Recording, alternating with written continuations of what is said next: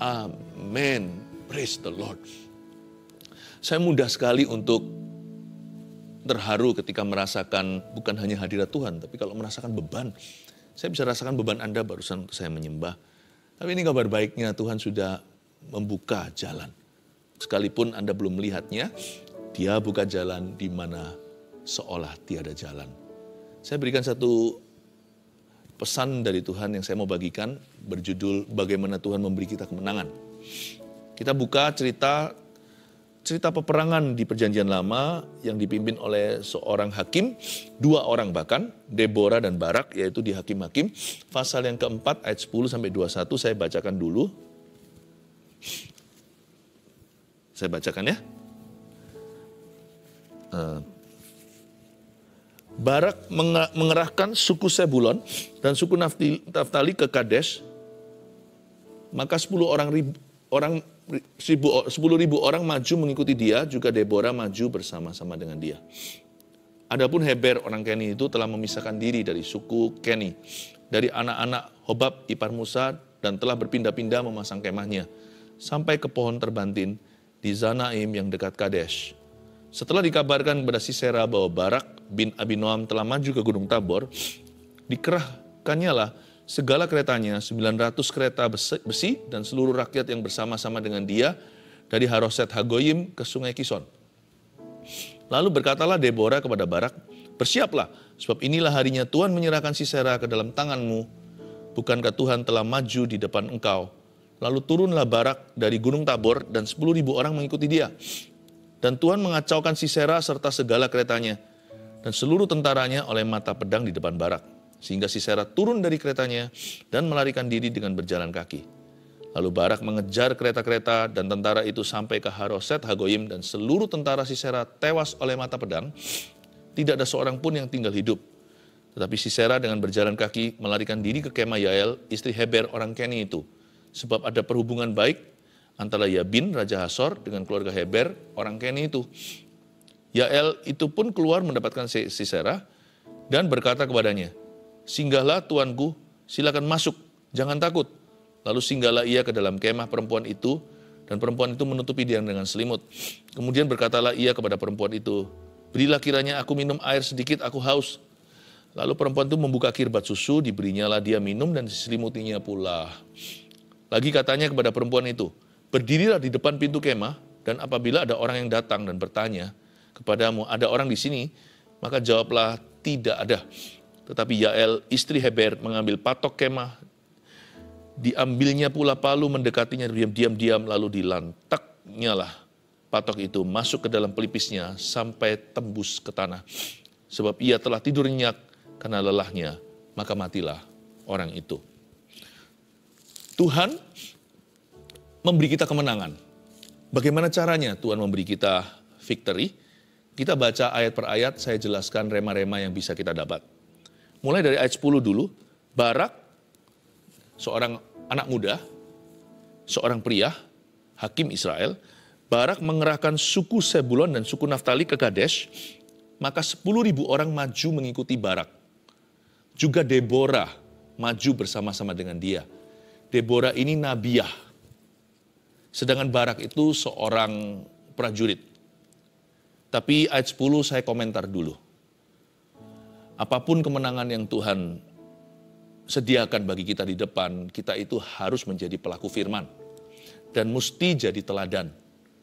Janganlah menjadi seorang pemimpin, baik itu pemimpin dalam rumah tangganya, atau perusahaan, atau pelayanan. Pokoknya jangan jadi pemimpin yang teori belaka. Jangan suruh orang pergi kemana Anda tidak mau pergi ke situ. Jangan suruh orang melakukan sesuatu jikalau Anda sendiri tidak rela melakukannya. Barak dan Deborah, dua-dua adalah hakim Israel. Mereka maju di depan rakyat. Mereka maju bersama-sama dan rakyat mengikuti dia. Dari sini kita bisa petik rema awal. Tuhan ingin kita menjadi pelaku firman, dan dalam melakukan firman, kita pun menjadi teladan. Orang lain turut teladan kita, dan mereka pun mengikuti jejak kaki kita. Tahukah bahwa Anda itu orang berpengaruh? Tapi mungkin di sini ada yang merasa, aku bukan siapa-siapa. Itu kan perasaan saja. Tapi setiap kita dicipta dalam gambar dan rupa Allah, berarti kita semua punya efek dalam kehidupan orang lain. Minimal junior-juniornya. Sekalipun misalnya ada orang yang merasa dia bukan siapa-siapa atau apa-apa di masyarakat. Dia adalah siapa-siapa dan apa-apa bagi keluarganya, khususnya bagi si kecil itu yang memanggil dia ayah. Kita harus jadi teladan. Jangan tunggu untuk menang dulu, jadi teladan dulu. Kemenangan pasti akan diberi. Sebab Tuhan tidak pernah memungkiri, Tuhan tidak pernah mengkhianati orang-orang yang melakukan firman-Nya. Ayat 11, adapun Heber orang Keni itu. Ada satu orang namanya Heber orang Keni itu telah memisahkan diri dari suku Keni. Jadi ada satu orang bernama Heber memisahkan diri dari sukunya. Heber memisahkan diri dari suku Keni, yaitu dari anak-anak Hobab ipar Musa. Jadi masih kerabat sama bangsa Israel lah kira-kira. Masih kerabat sama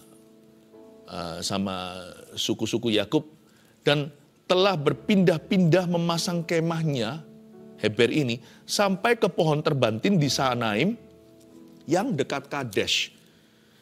Kalau kita baca seluruh alur cerita, ayat 11 ini kayak nyempal sendiri ya. Seperti ayat yang independen dan mandiri. Kenapa sih kok ada tiba-tiba informasi yang kita nggak cari? Bukan. Ayat 11 ini sudah diberikan bocoran dulu.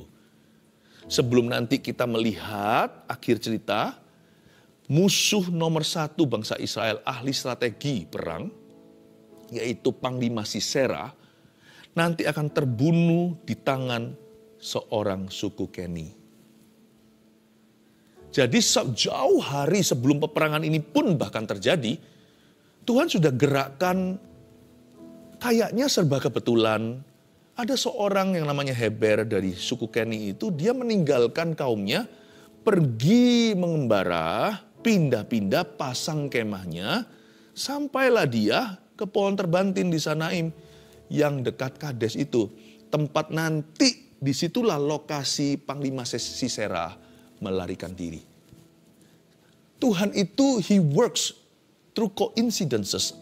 Allah kita itu bekerja lewat apa yang serba kebetulan sepertinya. Padahal semua itu kesengajaan dari pihak Tuhan. Banyak mujizat di alam semesta ini yang tidak dibubuhi tanda tangan. Jadi dari sini saya langsung tahu bahwa kemenangan kita itu sudah Tuhan persiapkan jauh hari sebelumnya. Ada loh orang-orang itu yang dipindahkan Tuhan dekat ke komunitas Anda, supaya nanti itu employ you, atau supaya nanti mempekerjakan Anda atau memberi Anda lowongan pekerjaan. Sebenarnya kalau kita dibuka mata roh kita bisa melihat Tuhan itu mastermind-nya sutradara. Membuat segala sesuatu berputar pada porosnya, yaitu poros rencana Allah atas hidup Anda dan saya. Ada juga orang itu yang Tuhan itu suruh pergi untuk menjauhimu karena mereka akan merusakmu. Tapi ada orang-orang yang Tuhan tinggalkan di situ untuk menguji imanmu, apakah Anda akan nurut sama Tuhan atau mengikuti contoh buruk mereka. Ada bangsa-bangsa yang Tuhan sisakan di Kanaan. Kenapa?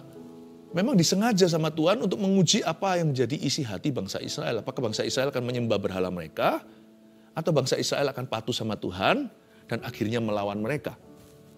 Tapi nggak semuanya Tuhan sisakan. Ada banyak musuh-musuh kita itu Tuhan lenyapkan sendiri. Tanpa kita minta, karena Tuhan tahu bahwa mereka terlalu kuat untuk kita. Karena Tuhan sudah berjanji bahwa semua pencobaan yang kita alami nggak melebihi kekuatan kita. Kalau saya baca ayat 11 ini seperti ayat iseng tiba-tiba diselipkan di tengah. Nggak ada hubungannya dengan semua ingredients atau semua bumbu cerita. Saya ngerti maksudnya. Ayat 11 ini sudah beritahu jauh hari. Dahulu kala ada orang yang kebetulan tanda kutip pergi ke situ. Nanti akhirnya berada di Kades itu. Dan keturunan daripada kaum ini nanti yang memakukan Sisera kepalanya ke tanah. Dengan patok kemah. Bayangkan, semua itu Tuhan sudah rencanakan. Makanya pemazmur berkata begini, jika aku hendak memikirkan engkau dan rencanamu, gak habis pikir aku, seperti hendak menghitung bintang di langit atau pasir di tepi pantai. Aduh, aku dungu seperti hewan tapi aku tetap di dekatmu. Ketika aku tidur tanpa tahu. Hari esokku seperti apa nanti, tetapi ketika aku bangun, aku tetap ada di dekat Allahku. Aku suka mendekat kepada Tuhan. Sudah, pokoknya dekat aja sama Tuhan. Tuhan itu maha rancangan, maha rencana. Dia itu dahsyat dalam perencanaannya.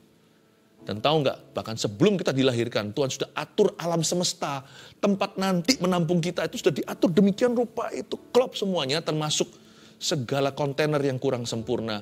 Misalkan ada orang yang lahir dari keluarga yang broken atau apa, dari rumah tangga yang berantakan, semua itu Tuhan akan bekerja sama mendatangkan kebaikan. Tuhan tidak break any family, Tuhan tidak hancurkan keluarga siapapun, tapi Tuhan bisa pakai bahkan keluarga yang hancur pun untuk mendatangkan kebaikan bagi orang-orang yang percaya kepada Tuhan dan menyerahkan hatinya sepenuh.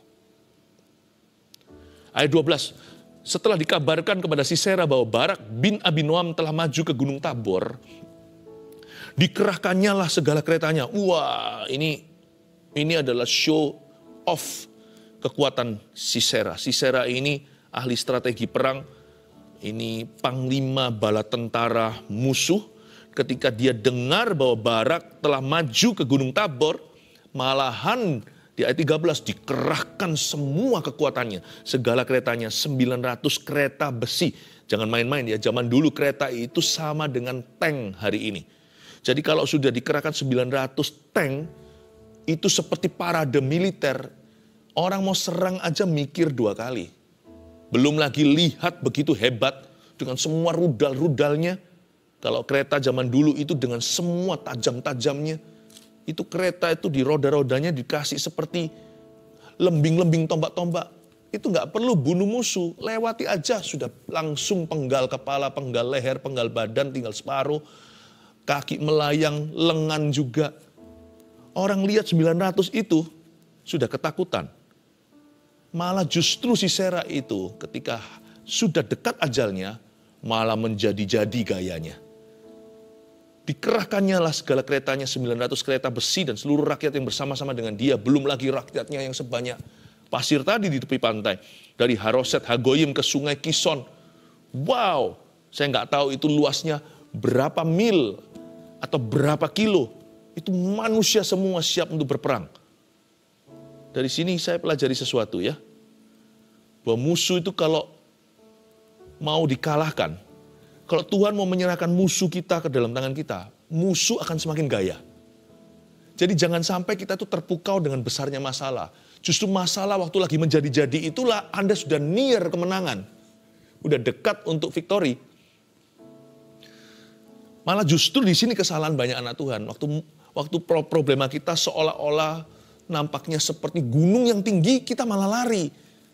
Biasanya ketika kita paling dihimpit-himpitnya, di masa sulit yang tersulit, kita meninggalkan Tuhan. Itu kesalahan. Kita harus punya mata iman. Justru musuh itu akan nampak semakin mengerikan sesaat sebelum ia dijatuhkan. Coba bayangkan kalau demam berdarah gitu ya. Kalau misalkan dia panas tinggi gitu, panas tinggi sekali, itu berarti kan sudah mau sembuh. Ya tetap harus ada treatment, harus ada penanganan medis. Tapi kan berarti udah mau sembuh tuh dengan segala penanganan yang ada. Hidup kita ini yang nangani kan Tuhan. Jangan takut kalau masalah itu semakin menggila. Justru ketika mereka semakin membabi buta, makin nampak nih dalam mata iman kita bahwa masalah itu sebentar lagi akan tertanggulangi. Bentar aja kita akan mengalami kemenangan yang tiada duanya, yang tiada tandingnya.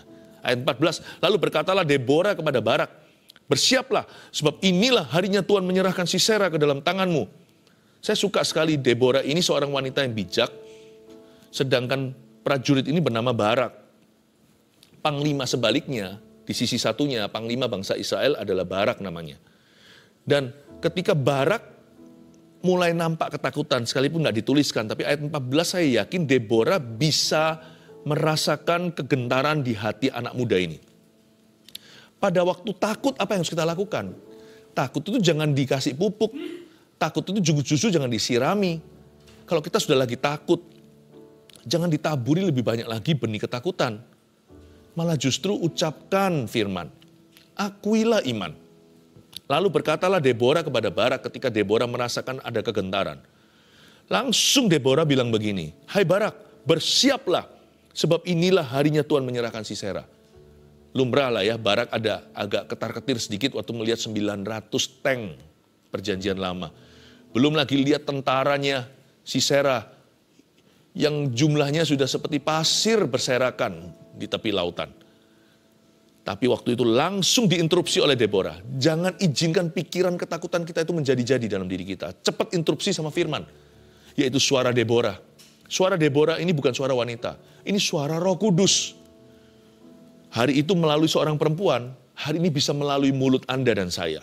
Bersiaplah, sebab inilah harinya Tuhan menyerahkan Sisera. Waktu takut justru aku iman. Dia akan diserahkan ke dalam tanganmu. Bukankah Tuhan telah maju di depan engkau? Setelah itu turunlah Barak dari Gunung Tabor dan 10.000 orang mengikuti dia. Dan Tuhan, ayat 15, dan Tuhan apa?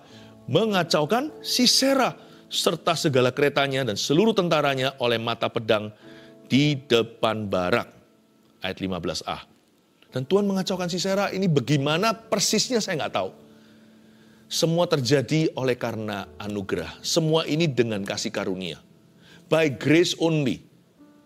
Seperti mujizat ketika terjadi, kita nggak akan bisa pahami apa yang menjadi teori. Gimana kejadiannya, kita nggak bisa rumuskan, ya kan? Pokoknya terima aja mentah-mentah di ayat 15, Tuhan kacaukan Sisera. Kayaknya hati mereka tiba-tiba diteror oleh Roh Allah. Mereka jadi panik gak keruan, padahal mereka itu jumlahnya jauh lebih besar.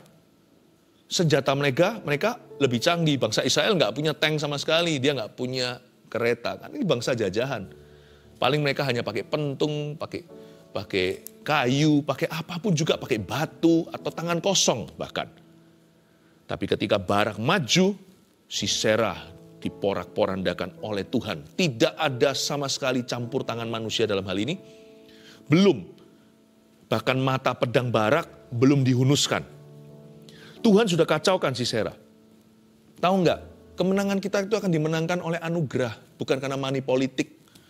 Bukan karena kepandaian dan koneksi kita. Semua karena kasih karunia. Tapi tidak berhenti di kasih karunia only. Kita lanjutkan ayat 15b. Setelah Tuhan kacaukan Sisera, ya kan? Sehingga Sisera turun dari keretanya dan melarikan diri dengan berjalan kaki. Lucu ya. Ini saya kasih sedikit tambahan remah di sini. Tadinya Sisera itu banggain apa?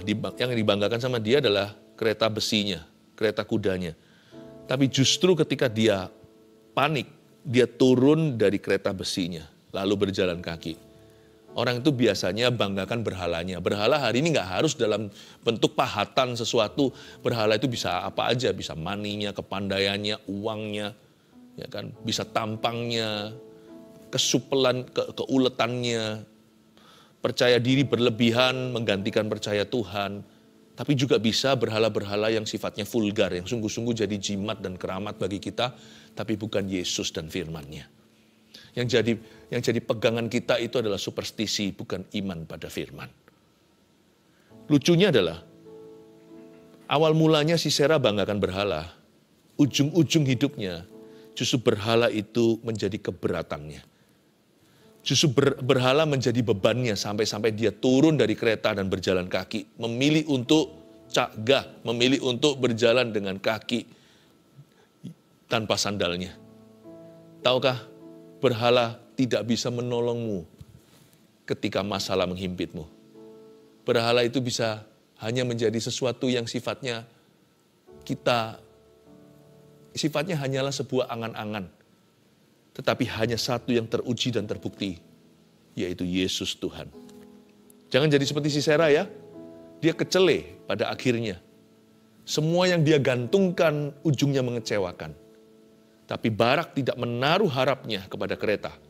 Tidak pada kuda. Ujungnya justru Tuhan bekerja.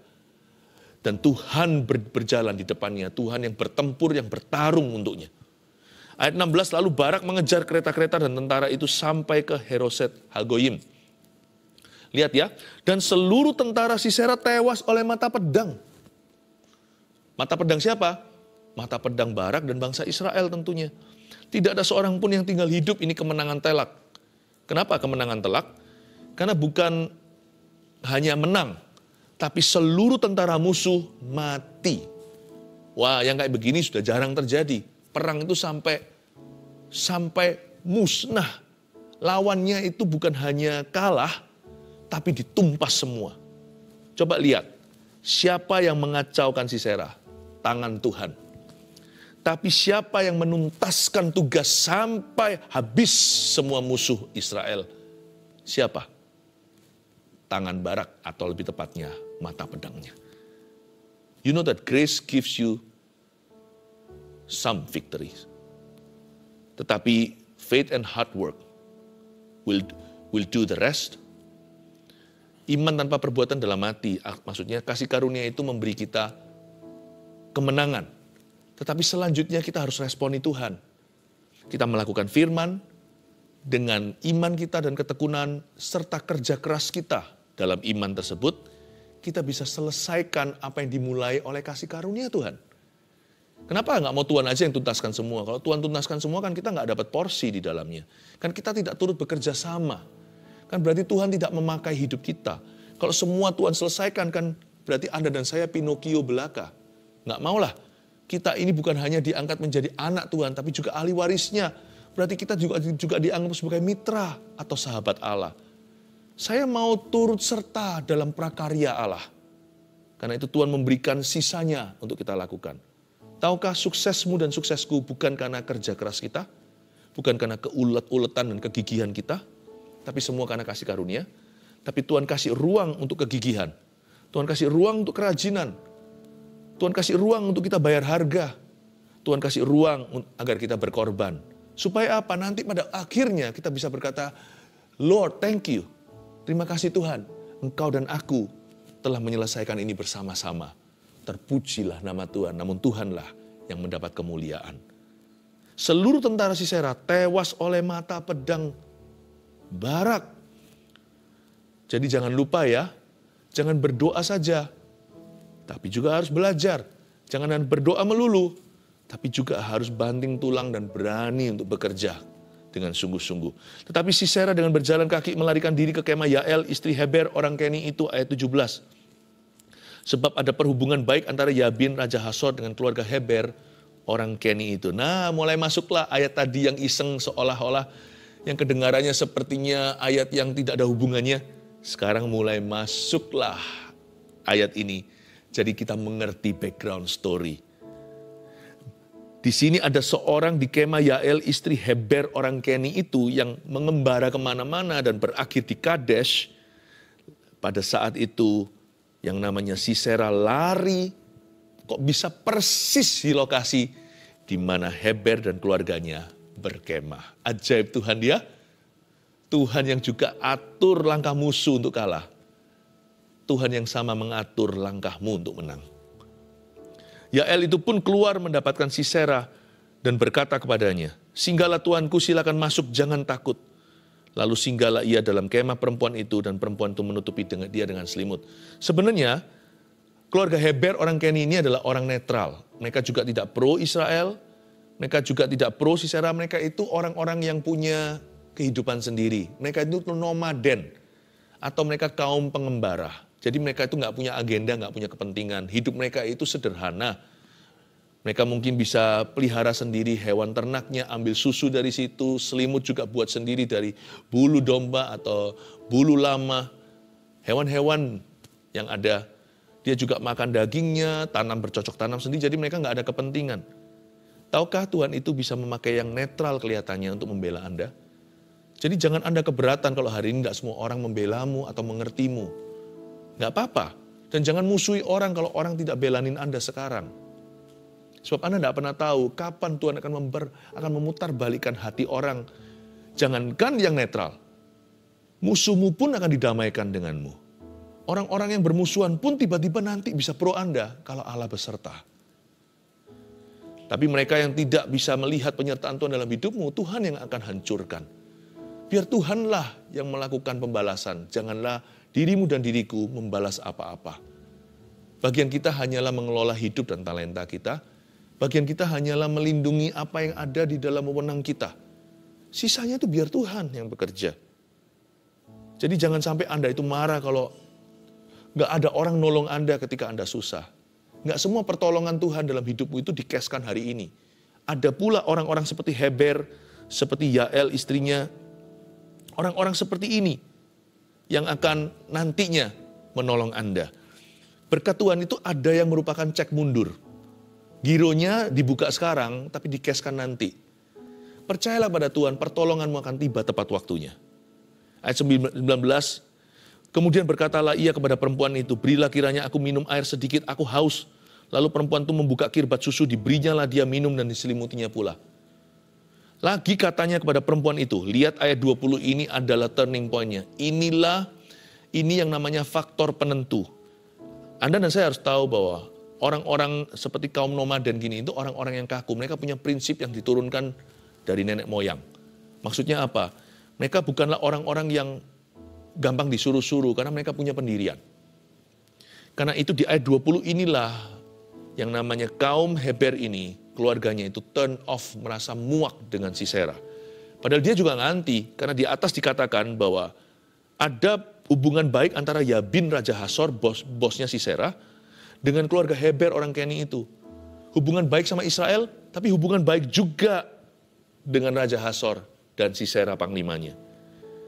Tapi di ayat 20, si Sisera suruh wanita ini berdusta. Lagi katanya kepada perempuan itu, berdirilah di depan pintu kemah. Dan apabila ada orang datang dan bertanya kepadamu, ada orang di sini enggak? Jawablah, tidak ada. Di situ dia enggak suka.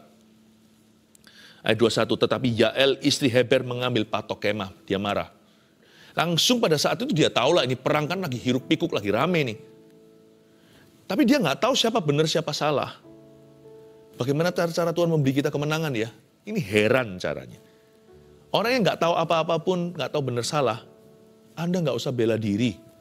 Percayalah asal hatimu benar di hadapan Tuhan. Nanti Tuhan yang bersaksi. Nanti ya orang fasik itu menggali lubang sendiri jatuh di dalamnya. Dengan menyuruh wanita ini, Yael istri Heber untuk berdusta, langsung perempuan ini tahu siapa benar siapa salah. Dia langsung tahu bahwa Tuhan ada di pihak kebenaran.